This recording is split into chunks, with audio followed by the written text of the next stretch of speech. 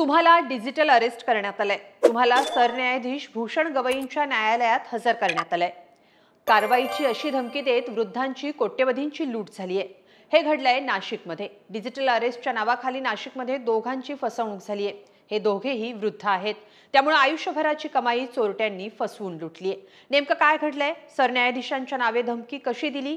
ही फसवणूक कशी झाली आहे? सगळं सविस्तर पाहूया या व्हिडिओतून। नमस्कार, मी स्वाती पाटील। लोकमत.com वर आपलं स्वागत आहे।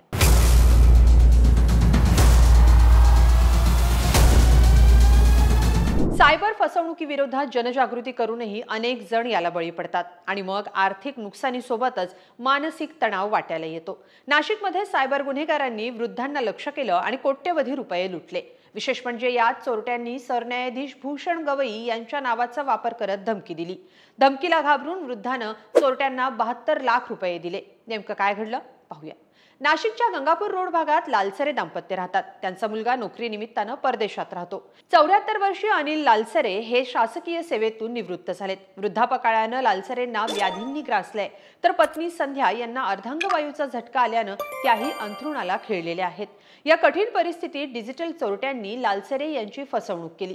साधारण महिन्याभरापूर्वी त्यांना एक फोन आला। यावर पलीकडच्या व्यक्तीने सांगितलं की तुमच्या आधार कार्डवरून एक क्रेडिट कार्ड इश्यू करण्यात आलंय आणि त्या माध्यमातून आर्थिक गैरव्यवहार करण्यात आलाय। हा गुन्हा तुमच्या नावावर असल्यानं आम्ही तुम्हाला डिजिटल अरेस्ट करतोय। तुम्हाला आता भारताचे सरन्यायाधीश भूषण गवई यांच्या कोर्टात हजर करण्यात आलंय। सर्वोच्च न्यायालयात तुम्हाला 72 लाख रुपयांचा दंड झालाय, पण ही रक्कम तुम्ही भरली नाही तर सीबीआयचं पथक तुम्हाला अटक करून दिल्लीत घेऊन येईल आणि पुढे जे होईल त्याला तुम्ही जबाबदार असाल। अशा धमकीचा फोन करण्यात आला आणि त्यामुळे अनिल लालसरे पुरते हादरून गेले। बरं, हे सगळं करताना त्या भामट्यांनी व्हिडिओ कॉलवर लालसरे यांना कोर्टात उभं केलं। सायबर भामट्यांनी व्हिडिओ कॉलवर बनावट कोर्टरूम मध्ये न्यायदान मंचावर सरन्यायाधीश भूषण गवई बसले असल्याचंही भासवलं। RTGS द्वारे एक रकमी तब्बल 72 लाख रुपये भरणा करण्यासाठी त्यांच्यावर दबाव आणला। तसं केलं नाही तर सीबीआयचं पथक तुम्हाला ताब्यात घेईल अशी भीती दाखवली।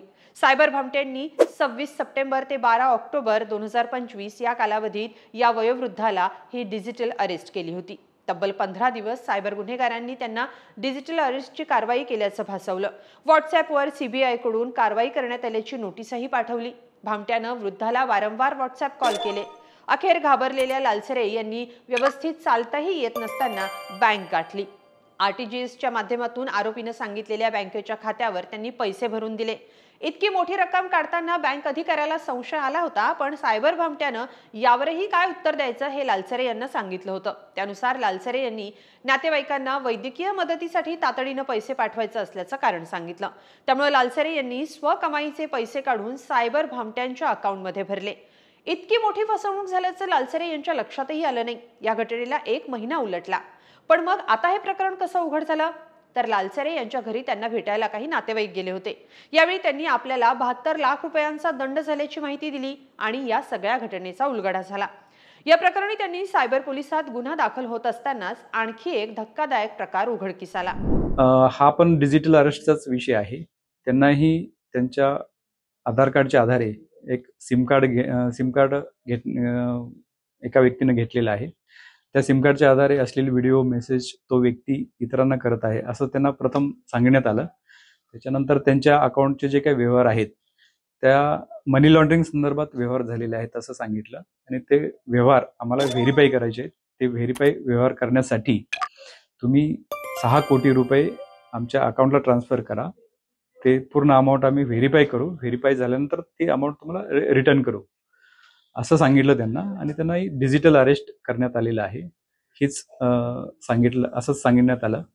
त्यांनाही CJI सुप्रीम कोर्ट यांच्या कोर्टामध्ये हजर करत आहोत आणि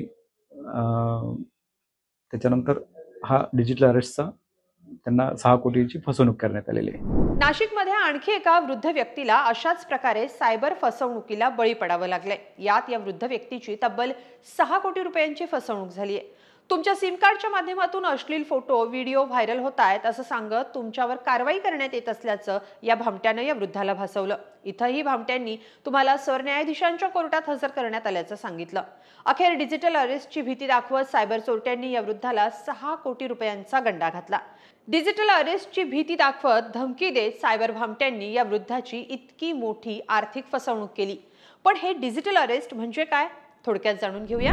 डिजिटल अरेस्ट हा एक सायबर घोटाळा आहे ज्यात फसवणूक करणारे चोरटे आपण कुणीतरी अधिकारी किंवा पोलीस असल्याचं भासवतात, लोकांना अटकेची धमकी देतात आणि त्यांच्याकडून पैसे उकळतात। हे गुन्हेगार तुमच्या विरोधात अटक वॉरंट आहे किंवा तुमच्या नावावर फसवणूक झाली आहे असं सांगून घाबरवतात आणि पैशांची मागणी करतात। फसवणुकीचा हा नवा प्रकार आहे। याला अनेक जण बळी पडतायत, ज्यात खास करून वृद्ध व्यक्ती किंवा महिलांचा समावेश आहे। या सायबर फसवणुकीपासून वाचण्यासाठी काय करायला हवं, तर तुम्हाला आलेला कोणताही संशयास्पद कॉलवर बोलू नका, धमकी असलेल्या मेसेजेसकडे दुर्लक्ष करा। सायबर फसवणुकीचा डाव टाकणाऱ्यांपासून सतर्क राहून कष्टाचे पैसे कुणालाही देण्यापूर्वी पोलिसात तक्रार करण्यासाठी पुढे या असंही पोलीस सांगतात। या सगळ्याबाबत तुम्हाला काय वाटतं हे कमेंटमध्ये नक्की लिहा आणि lokmat.com ला सबस्क्राइब करा। धन्यवाद।